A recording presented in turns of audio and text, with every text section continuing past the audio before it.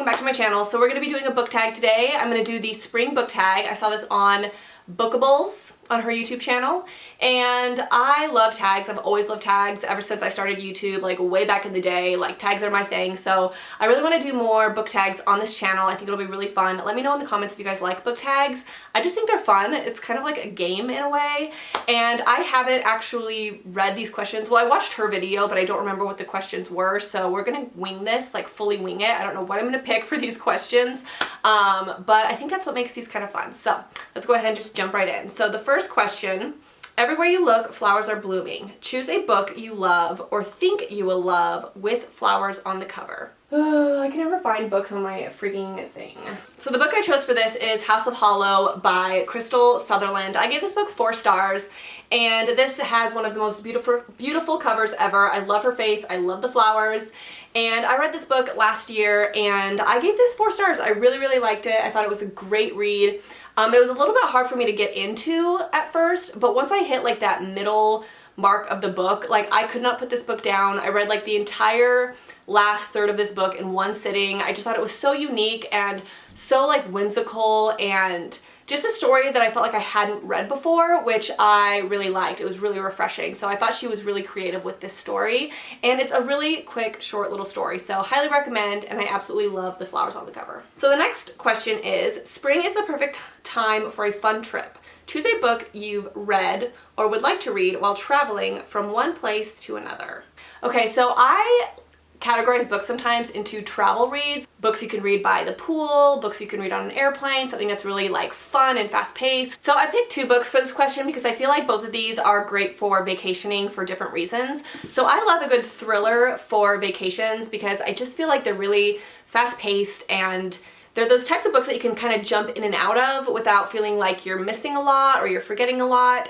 And so, you know, when you're traveling and you have like these little chunks of time to read, I feel like thrillers are really good for that. And so I picked No Exit because this book is super fast paced. It's kind of dark, but I kind of felt like I could jump in and out of this story really easy. There's not a lot of characters, so you don't feel like you have to like remember all these characters and things like that. So you can kind of stop in the middle of chapters if you need to, and you're not going to get lost while reading this when you just kind of like want to open up the book for a little bit, like on the plane or whatever. So I watched the movie recently, which of course, as usual, it wasn't as good as the book, and they actually left out some very key elements that the book had in it that actually made the story make more sense. And so it really irritated me because I'm like, why did you take that out? Like, that was literally a key part to the story that made it make sense. Now it just is like stupid. So instead of just watching the movie, I would definitely recommend reading the book because it's much better, I feel like. So perfect little vacation read. But on top of that, I picked a romance because I feel like romance is also really good for vacations. It's thriller or romance for me usually. And I picked The Unhoneymooners by Christina Lauren. This is a travel book. They go to Hawaii, and it's kind of like a fake marriage situation where her arch enemy and her have to take this honeymoon together because her sister and his best friend, they got married and they both got sick, and so they couldn't take the trip. And they were the only ones from the wedding that didn't get sick, and so they decided to take the honeymoon and they went on it together, and then obviously they fall in love. So this is a really cute story. It's pretty fast paced, and it takes place in a tropical location, and I feel like a lot of people go to tropical places on their, you know, vacations or whatever, so I feel like this is a really good one. It'll kind of put you in the mood, and I really liked it. So I gave this 5 stars, I believe. Okay, question 3. Who doesn't love a good spring fling? Choose a book you were obsessed with for a short period of time, but then you swiftly cast it aside. Okay, so for this book, I decided to go with something that I actually don't own anymore, but I picked A Touch of Darkness by Scarlett St. Clair. Now, when I first read this, like, this is one of those books that's like really enjoyable in the moment. Like, it's kind of one of those trashy reads where it's not perfect, but you're like okay with that, and you just like read it anyways because it's like kind of fun to read. But the thing about this book is I really liked it right when I read it, but the more I thought about it, you know those books where you think about it more and then you're like, actually, I don't really know about this. And I realized how much the main character annoyed me in this book. Like, she really annoyed me in this book, and like while I read it, I was like able to kind of like let that go a little bit.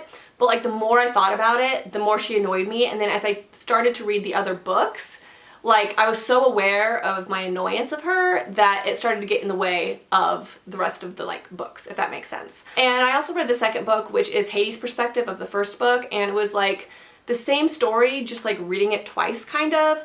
And Hades kind of got on my nerves a little bit in the second book because he was so obsessed with sex, which is fine, but like it was overkill, right? Like I kind of felt like they had nothing else going for them except for like their sexual relationship and like how much they wanted to like have sex with each other. And I was kind of like, okay, like is there anything else to your personality other than that, you know? And so I kind of feel like the more I thought about these books, the less I liked them, but they were kind of fun to read like in the moment, if that makes sense. Number 4, everyone loves the smell of freshly mowed grass, but not at an ungodly hour. Choose a book that personifies a middle-aged dad waking up at 7 a.m. on a Saturday to mow the lawn when he should be sleeping like the rest of us. Okay, that's like a really, really vague question. Like, what does that mean?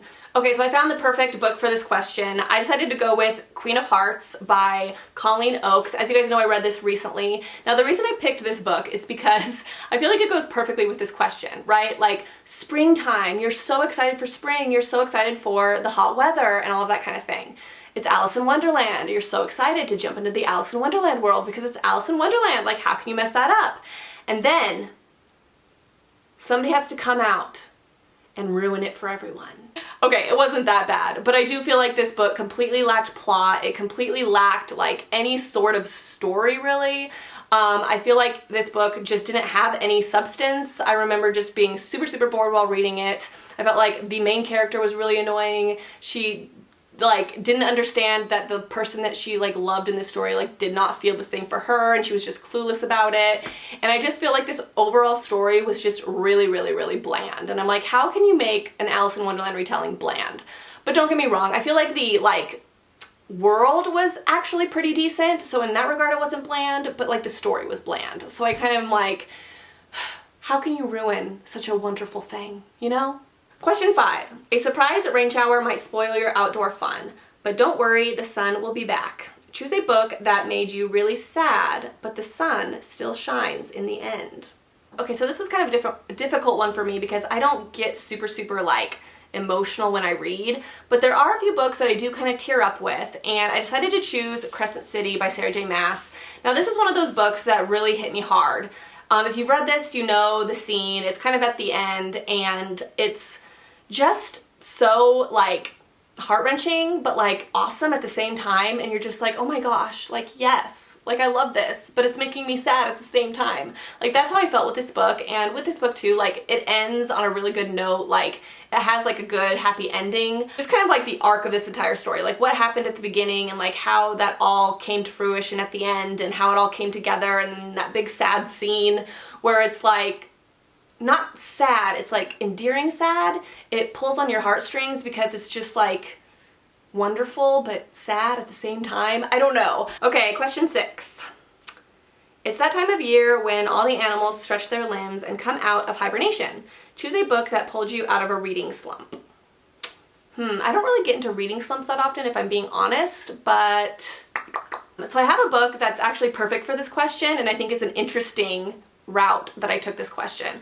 So this is the book that actually got me back into reading altogether. So as you guys know, I wasn't a huge reader when I was younger. Like I didn't really like reading. I didn't read all through high school, college, things like that. Like sometimes I would pick up like bestsellers and stuff like that, and I would read maybe like a couple books a year, but I was never an avid reader. Well, this particular book is the book that I picked up in probably like 2016 or something like that, that actually got me back into reading and kind of avidly reading. So that was like the most epic slump ever.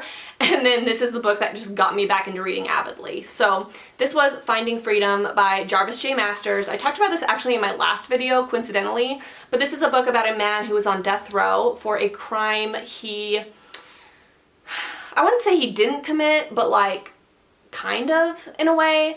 But he's on death row and he ends up finding Buddhism in prison, and it kind of changes his whole outlook on life and his life in prison, and he completely changes who he is as a person and like how he deals with situations in prison and stuff like that. And it's so interesting to kind of see his transformation throughout the story. It is super, super good if you like kind of prison stories and seeing somebody change from like one way to another. I love transformative type of stories, if that makes sense, or somebody that changes an element about themselves drastically. This kind of has those vibes to it a little bit, but this is really, really good. It's not the most beautiful cover. This is the guy on the back. So I'm gonna pick this one, a book that got me out of an epic reading slump. Okay, question 7. Students all over exhale a sigh of relief knowing they get a break from school.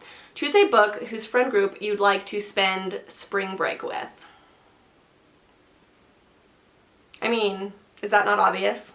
Question 8. Spring is all about rebirth and blooming. Choose a book that made you grow as a person.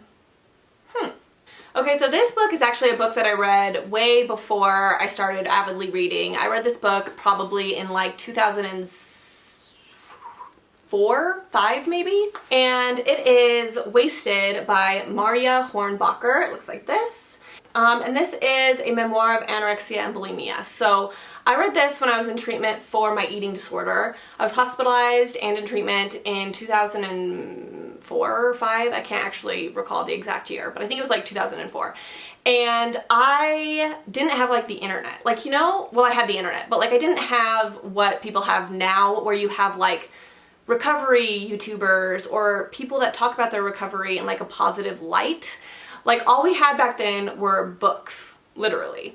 And so I was looking for a book that I could read that could maybe help put me in a better mindset and kind of help me recover. And I picked Wasted. Now this was pretty risky because this could have easily been extremely triggering. And I don't maybe recommend reading this if you're recovering because I don't know what everyone's triggers are. But for me, it really, really helped. It kind of showed me what life was like on the other side, like how this eating disorder completely ruined her life, and it helped me reflect on my own life and kind of realize like how much it kind of ruined my life, because they do. And like when you fall off the wagon, you know, just pick yourself back up and get back on the wagon, and if you fall off again, just pick yourself back up, and just kind of like it was kind of like just reading somebody that had gone through the same thing that I went through or was going through, and I could relate to somebody in a way. For some reason, just hearing like a full story was like really, really helpful for me. So I'm gonna say that this is something that helped me grow and change as a human, because it really, really did. It helped me completely recover from my eating disorder. Number 9, a picnic at the park is the perfect springtime activity. Choose a book with a character who you think would pack the best picnic basket. Ugh. I don't read very many books with like cooking in it or baking, so this is like really hard. Okay, when I tell you I couldn't think of a single book for this question, not a single book, I'm not even kidding. I don't think I've ever read a book with real cooking in it. So I think I'm gonna pick Hazel from Josh and Hazel's Guide to Not Dating, and the reason I say this is because she's an Enneagram 7, and I feel like if she was to pack a picnic, she would just put the craziest, funnest things in it. She would go all out, and she would get ice cream and wine and cheese and literally everything, sushi, and she would just put it all in a picnic basket, and we'd go to like the craziest place and we would just eat a whole bunch of food. Like I feel like she would be the funnest person to go on a picnic with and to just see what she would pack, because I feel like Hazel's the type of character that would just put everything in a basket because she wouldn't be able to decide, you know, what to put in it. Is that a good answer? I feel like that's a good answer. Okay, so next question, question number 10. For many, spring is the first break from the bitterness of winter. Choose a book that is the embodiment of sunshine. Well, obviously the Unhoneymooners, but I already picked that one. So, okay, so this one was a little bit tough, but I think I found one that kind of goes with the question, and I picked We Were Liars by E. Lockhart. Now I know this is either a very, very loved book or a very, very hated book, depending on who you are. I'm one of the people that really likes it. I think it's a really, really good book. But the reason I picked this for like the embodiment of sunshine, it's not because it's like a happy book. It's not really, but it takes place in the summer on an island. So it's about these like rich cousins and like this rich family that travel to this island, and they kind of live on this island every single summer because they're like so wealthy that they like own an island. And so they all go to this island every single summer, and they spend the summer together on this island. And then there's like really weird things that happen in this. The main character loses her memory. It's a really, really weird but really, really good book. I really liked the twist, and I just thought it was like a fun read. Like this was one of those books where while I was reading it, I was like, wow, this is like so interesting. I don't know how this is gonna wrap up. Like, and I was telling my husband about it. It's just a fun read if you're just looking for something quick, but like just kind of messes with your mind a little bit, but it does really feel summery in a way because it does take place in the summer on an island, and it just has like those warm summery vibes. They do a lot of like summery activities and stuff like that. So next question is tag your book loving friends. I never tag anybody in these. Just go ahead and do this video if you want to do it. You're tagged by me. Say that I tagged you. But anybody can do this, obviously. But yeah, that is the video. I hope you guys liked it and I hope it was fun. But if you guys want to see more tags, definitely let me know, and I will see you guys in my next video. Bye guys.